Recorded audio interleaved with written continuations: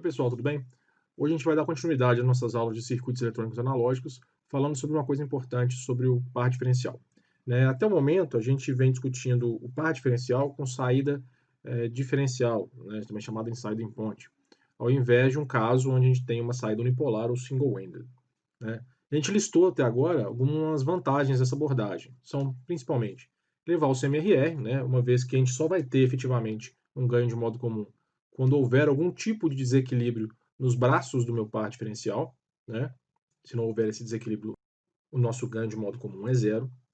A gente viu que, em relação a uma tomada single-ended, a saída diferencial eleva o ganho diferencial do nosso circuito por um fator de 2, ou seja, eleva em 6 dB esse ganho. Agora, apesar de ser vantajoso, né, a gente tem uma questão, é que em algum momento no amplificador operacional, como normalmente esse circuito tem só uma saída, ou seja, a gente vai ter que em algum momento ter uma tomada unipolar em algum dos circuitos internos do amplificador operacional. Então, mesmo que eu faça vários estágios com saída diferencial e carregue as vantagens desses estágios, em algum momento eu tenho que ter uma saída unipolar ali, ou single-ended. Né? E aí a gente tem que discutir como que a gente pode fazer essa tomada, né, essa saída single-ended, acontecer sem carregar os problemas que a gente discutiu até o momento. E é isso que a gente vai discutir hoje. Né? Então, só para a gente relembrar as desvantagens, né? Então, um exemplo aqui de um par diferencial simples com saída single-ended, vocês podem perceber uma coisa que a gente não explorou muito até o momento, é que a gente tem nesse exemplo aí cargas desequilibradas. Né? Percebam que o transistor Q2 tem uma carga RD e o transistor Q1 não tem carga alguma, né? Está diretamente conectado na tensão VDD. Né? Como eu estou fazendo uma saída single-ended, a carga de Q1 não me importa, porque eu não vou tomar atenção no dreno daquele transistor. Então, quando tem saída single-ended, eu posso ter carga desequilibrada sem nenhum problema, beleza? Tá, mas voltando aqui à nossa discussão, quais são as desvantagens dessa configuração? Primeiro, eu tenho uma redução do ganho diferencial em 6 dB. Outra questão é que mesmo se o par diferencial for casado, ou seja, Q1 for exatamente igual a Q2, há o aparecimento de um ganho de modo comum. E esse ganho tem aproximadamente esse valor aqui. Né? Então, isso não é muito positivo, porque eu gostaria que esse ganho de modo comum fosse muito baixo.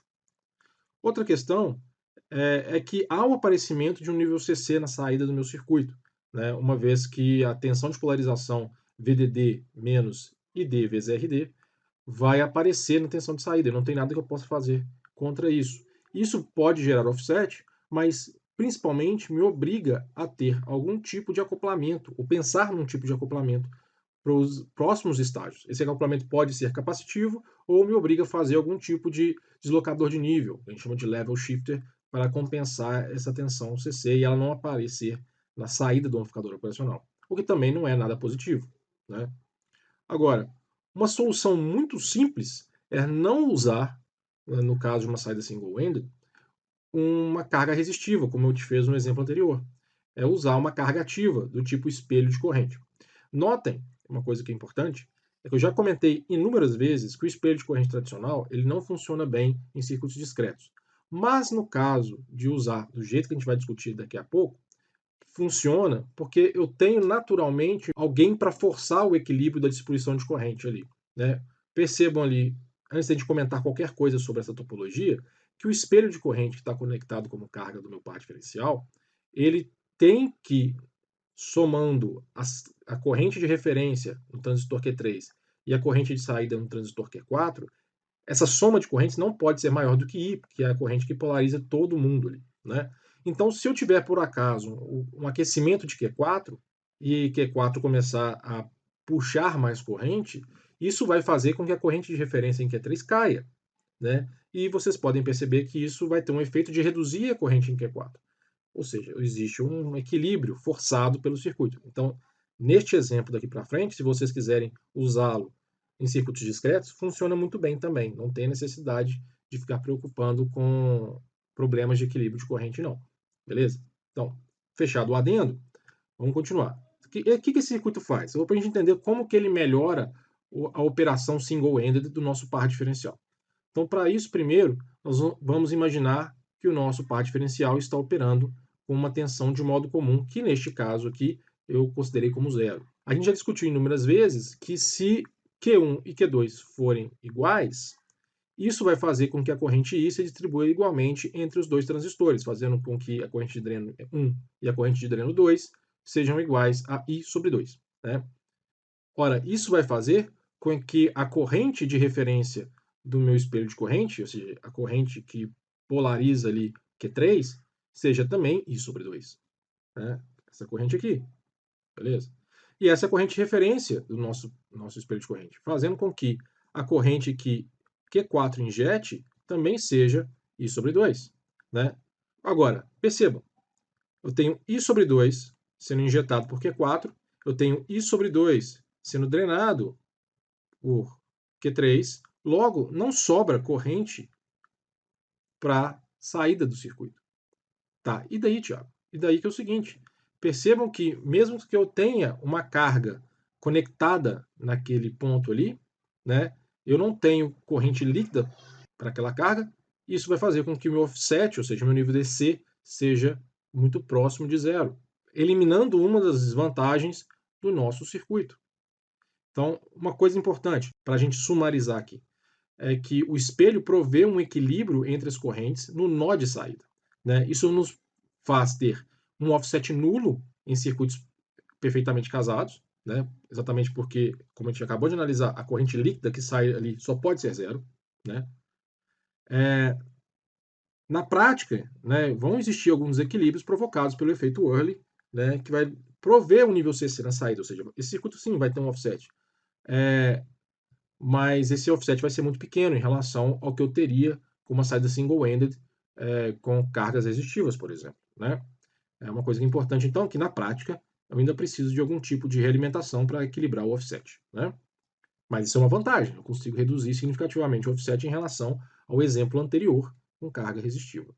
Agora, pensando num exemplo de pequenos sinais diferenciais, né, o que eu tenho é o seguinte, a tensão V e D aplicada aqui vai fazer circular nos meus transistores do par diferencial uma corrente I, vou fazer uma simplificação aqui neste sentido, a gente já calculou essa corrente, está escrito aqui, mas para quem não está enxergando, a corrente I ela vai ser V e D sobre 2 sobre GM, né? A gente já analisou isso outras vezes. Né? Então, essa corrente vai estar circulando nesse sentido. E no nó de saída, ela vai estar entrando, subindo, assim. Beleza? Agora, de novo, isso aqui é um espelho de corrente. Né? E essa aqui é a minha corrente de referência. Logo, idealmente, eu vou ter a mesma corrente de referência sendo injetada pelo transistor Q4 no nó de saída. Né? Como as duas correntes têm, idealmente, a mesma magnitude, elas vão se somar, né, e vão sair aqui com 2 vezes a magnitude, né, da corrente I. Isso faz com que qualquer carga líquida que houver no nó de saída veja uma corrente que é o dobro da corrente de fonte do meu circuito. O que isso vai causar? Isso vai causar um aumento do ganho do meu circuito em 6 dB. Ou seja, em relação a uma saída single-ended com uma carga específica, eu vou ter um aumento da tensão por um fator de 2. Ou seja, eu vou elevar o meu ganho em 6 dB, compensando o que eu perdi em relação a ter uma saída diferencial. Ou seja, também eliminei um outro problema do meu circuito. Ou seja, a carga ativa, ela elimina o problema de se ter um nível de offset elevado, elimina o problema de eu ter uma redução do ganho diferencial do meu circuito, né? Então, o que a gente falta não discutir é como que ela vai afetar a CMRR e outros fatores do nosso elemento, né? Então, uma coisa importante para fazer análise de pequenos sinais, a gente fez uma consideração muito simplificada ali, né? É o seguinte, infelizmente, a gente não pode usar o modelo de meio circuito para analisar esse sistema. Por quê? Se a gente for lembrar, o meio circuito acontece quando tiver pares diferenciais perfeitamente equilibrados, tanto do ponto de vista dos transistores que compõem aquele par, quanto do ponto de vista da carga. Se a gente for ver agora para esse circuito, o transistor Q1 ele está vendo como carga um Q3, que é um transistor na configuração diodo, que a gente chama. Né? E se a gente for fazer um modelo de pequenos sinais, a gente vai ver que a resistência equivalente desse transistor é aproximadamente 1 sobre GM3. Né? Já no caso de Q2, a resistência que ele está enxergando como carga é basicamente a resistência de saída do espelho de corrente, que a gente já viu ser igual ao RO4. Está até escrito errado aqui, RO4. Né? Então, neste caso, como os dois transistores do par diferencial estão vendo resistências de carga diferentes, eu não posso usar o meio circuito, infelizmente. Significa que eu tenho que fazer uma abordagem considerando uma outra modelagem desse circuito. Né? E a modelagem que normalmente se faz é um modelo Norton do nosso amplificador diferencial. Por quê? Porque fica muito mais simples depois de acoplar os próximos estágios, beleza? Então a gente vai fazer o quê? A gente vai modelar o nosso par diferencial com carga ativa como sendo isso aqui, né? Uma fonte de corrente GM grandão, né? Vezes VID e uma resistência de saída RO, beleza? A gente sabe então que o nosso ganho intrínseco desse circuito vai ser esse GM-RO. E também, se eu tiver uma carga depois, um próximo estágio, por exemplo, é só colocar essa carga em paralelo com a resistência de saída, eu consigo calcular o acoplamento. Coisas importantes para a gente lembrar, né? Esse GM grandão aí é a transcondutância de curto-circuito do amplificador, né? Então é isso. E RO é a impedância vista em VO, né? Então, para analisar, a gente vai primeiro tentar equacionar o nosso modelo, levantando qual é o ganho de transcondutância de curto-circuito. Para isso, eu vou aterrar o meu ponto de saída, desenhar o meu modelo de pequenos sinais completo, né? E calcular a corrente IO. Esse é o nosso objetivo. Só para a gente reforçar uma coisa importante, né? Nessa simplificação do Cedra, ele já fez uma etapa de simplificação que eu acho interessante a gente relembrar, que é essa aqui. Percebam que o transistor Q3 ele se transformou numa resistência equivalente. Por quê? Se eu for desenhar o transistor Q3 ali, e eu usar o modelo T, o que eu vou encontrar é o seguinte, eu vou encontrar uma resistência 1 sobre GM3 aqui, né? Uma fonte de corrente aqui, né? Aqui é o meu ponto de gate, aqui está aterrado, e aqui tem uma resistência RO3. Agora, como o dreno e o gate deste MOSFET estão curto-circuitados, existe um nó de curto-circuito aqui. Isso faz com que a queda de tensão sobre a fonte de corrente seja nula, de forma que eu possa redesenhar essa estrutura como um todo da seguinte forma. Eu tenho um sobre GM3, né? Então aqui é o nó de dreno e de gate, aqui é o source, e em paralelo com isso aparece RO3, beleza? Então, eu posso representar o nosso transistor como sendo apenas uma resistência, 1 sobre GM3 em paralelo com R3. Né? Joia? Na discussão anterior eu falei que a carga vista por Q1 era aproximadamente 1 sobre GM3, é porque 1 sobre GM é um valor muito baixo em relação à resistência de saída de um transistor, por isso esse paralelo vai dar aproximadamente 1 sobre GM3. Perfeito? Então, continuando, gostaria também de salientar outra coisa. Né? Se a gente for analisar esse circuito que o Cedra propõe, ele tem algumas diferenças em relação à montagem do circuito de pequenos sinais tradicionalmente. Por quê? Porque os modelos dos transistores, por exemplo, o modelo do transistor Q2, que é um transistor canal N, faria com que a fonte de corrente aqui ela estivesse apontando do dreno para a fonte, ou seja, estaria neste sentido. Percebam que ele desenhou a fonte para cima. Por quê? Porque ele já está considerando nessa matemática que a tensão VGS, né, que controla esse transistor, é negativa. Percebam que VGS2 ela é igual a menos VID sobre 2. Isso vai fazer com que a corrente aqui, que ela é GM VGS, seja igual a menos GM vezes VD sobre 2. Né? Então, na hora de fazer o modelo, só para simplificar mesmo, o Cedra já inverte a polaridade da corrente. Apontando ela para cima, percebam que a corrente aqui agora é definida como GM2 VD sobre 2. O menos foi compensado na mudança de polaridade. Ele gosta de fazer essas simplificações. Eu, particularmente, gosto de discutir muito usando o modelo tradicional, mesmo que apareçam sinais negativos ali, porque isso acho que confunde menos. Mas eu vou usar esse desenho aqui como exemplo, então eu tenho que levantar isso. A mesma coisa acontece com esse transistor aqui, porque ele é um transistor PNP. Significa que a corrente no nosso modelo estaria saindo, né? Só que essa corrente ela teria sido controlada como GM4 vezes a tensão de source gate 4, porque é um PNP, ele é controlado pela tensão de source gate, não de gate source, né? Neste exemplo, o que ele fez foi a mesma coisa. Ele, em vez de tomar a tensão VSG, ele tomou a tensão VGS. E aí isso também inverte a polaridade. Então, só para tirar a dúvida que pode surgir na hora que a gente vê esse desenho sendo um pouquinho diferente do que a gente montaria diretamente. Então, uma vez discutido isso, a gente pode passar para a análise de pequenos sinais. Bom, então, primeiramente, a gente vai equacionar a corrente de saída IO. IO, então, pode ser definida como sendo a corrente do transistor Q2, que é essa corrente aqui, que é GM2VID sobre 2, menos a corrente que sai do nó, que é a corrente do transistor Q4, que é essa aqui, que é definida como GM4 vezes VGS4. Beleza? Então, essa é a definição da corrente de saída, né?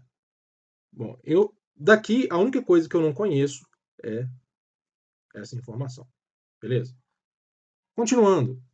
VGS4 pode ser definido como sendo igual a VGS3, né? Por quê? Porque os transistores do espelho de corrente têm as tensões gate source diretamente conectadas, né? E qual que é o valor de VGS3? Essa aqui é a questão. VGS3, essa tensão aqui, ela é definida como sendo a tensão sobre esse conjunto de resistores no sub-GM3 em paralelo com RO3. E se a gente for ver o nosso modelo, né, o que eu tenho é uma fonte de corrente GM1 VID sobre 2, que é essa corrente aqui, que opera sobre resistores em paralelo, porque se a gente for redesenhar esse circuito, isso não vai nos dar isso aqui, que mostra claramente que a tensão neste nó, que é a tensão VG3 ou VG4, né, depende do que você quer enxergar, ela é igual a menos GMI VID sobre 2, que multiplica o paralelo dessas resistências, né? Que vai nos dar exatamente essa expressão aqui, né? Agora, se eu quiser ser menos rigoroso na minha análise e assumir que 1 sobre GM3 tem um valor muito menor do que as resistências de Early dos dois transistores, eu posso aproximar a tensão VGS3 como sendo menos VD sobre 2 vezes GM1 dividido por GM3. Né? Se for necessário, né, ou se você quiser fazer uma conta um pouco mais precisa, aí você pode levar em consideração todo mundo, né, vai dar uma equação um pouquinho mais complicada. Beleza? Então é isso. Aproximadamente, a tensão VGS4 é igual a menos VD sobre 2 vezes GM1 sobre GM3. Agora, IO vai ser, então, a subtração daqueles dois elementos, que vai nos dar VD sobre 2, que multiplica GM2 mais GM4 vezes GM1 sobre GM3. Se a gente fizer uma simplificação, assumindo que todos os transistores aqui são iguais, né, como eles estão vendo a mesma corrente de polarização, a gente já discutiu isso antes, e isso vai nos dar um ganho de transcondutância para cada transistor igual a GM. Né, eles são iguais entre si e são iguais a GM. Se eu fizer essa simplificação, eu vou encontrar que a minha corrente de saída ela vai ser igual a GM VD. Né? Consequentemente, o ganho de transcondutância de curto-circuito do meu sistema é igual a GM. Né? Ou seja, o ganho de transcondutância dos transistores individualmente. Né? Se eles não forem exatamente iguais, aí eu tenho que fazer uma conta mais elaborada, mas vai dar uma coisa que é proporcional a esses ganhos GM. Beleza? Agora, por fim, eu quero saber qual que é a resistência de Norton no nosso circuito, ou seja, a resistência de saída do nosso par diferencial com carga ativa. Né? Para isso, eu tenho que analisar esse sistema aí. Beleza? Eu vou aterrar a minha tensão de entrada, aqui e aqui, né? E vou redesenhar o meu circuito. Né? Percebam o seguinte, que como eu aterrei a minha tensão de entrada, V e D é zero. De forma que tanto essa corrente quanto essa corrente, elas não podem operar no nosso circuito. Consequentemente, né, como a gente não tem agora a corrente GM1, VD sobre 2, deixando o circuito de entrada dessa forma, a minha tensão VG4 é igual a zero. E com isso, a fonte de corrente GM4-VGS4 também some, deixando o nosso circuito dessa forma. Percebe? E aí fica muito claro que a resistência de saída deste circuito é RO2 em paralelo com RO4. Beleza? Então, se os transistores forem iguais, RO2 e R4 vão ser iguais a RO, eu posso aproximar então a resistência de saída como sendo meio RO, né? Onde ROzinho ali é a resistência de early dos transistores, né?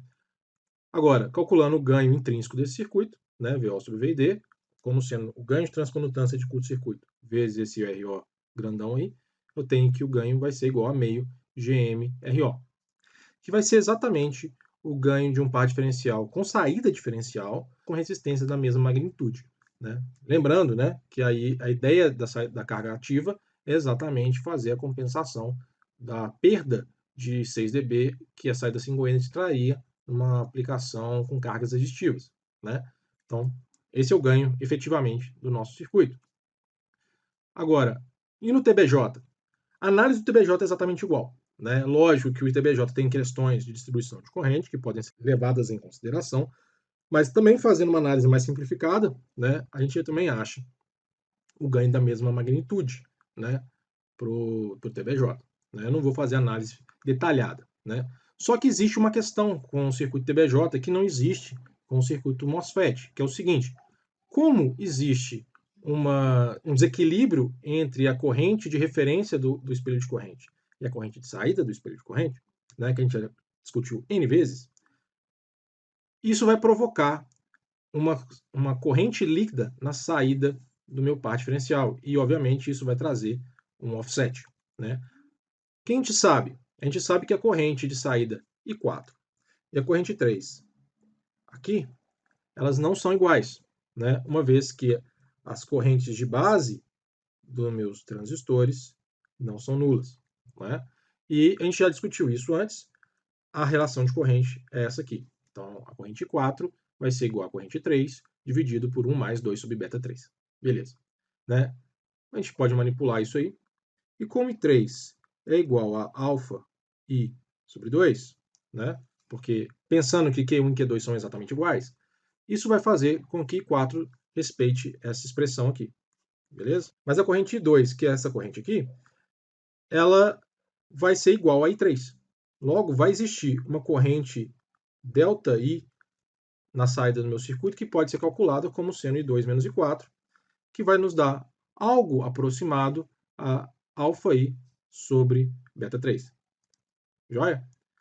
Consequentemente, eu posso calcular uma tensão de offset de entrada, simplesmente pegando a tensão que ΔI iria provocar, que é basicamente isso multiplicado pela resistência de saída do meu circuito, né, que a gente já calculou, e dividir isso pelo ganho diferencial que a gente já calculou anteriormente. Isso vai nos dar uma equação que é basicamente ΔI menos ΔI sobre GM, e isso vai ser igual, se a gente fizer a matemática necessária, a menos 2 VT sobre beta 3, onde VT é aproximadamente 25 milivolts para a temperatura ambiente. Ou seja, vai existir um offset intrínseco à nossa operação com um par diferencial com carga ativa usando circuitos TBJ. Mas esse espelho de corrente reduz a tensão de offset em relação a uma saída single-ended com TBJ da mesma forma. Né? Uma vez que, como a gente pode pensar, né, a tensão VT é muito pequena e se beta for elevado, a minha tensão de offset de entrada é uma tensão muito baixa. Beleza?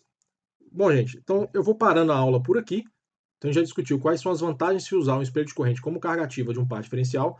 A gente consegue ter uma redução do offset de saída em relação a uma tomada single-ended com cargas resistivas.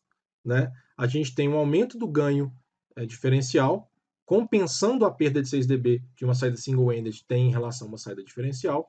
E a gente falta discutir ainda como que esse circuito agora vai se comportar do ponto de vista de rejeição de modo comum, né?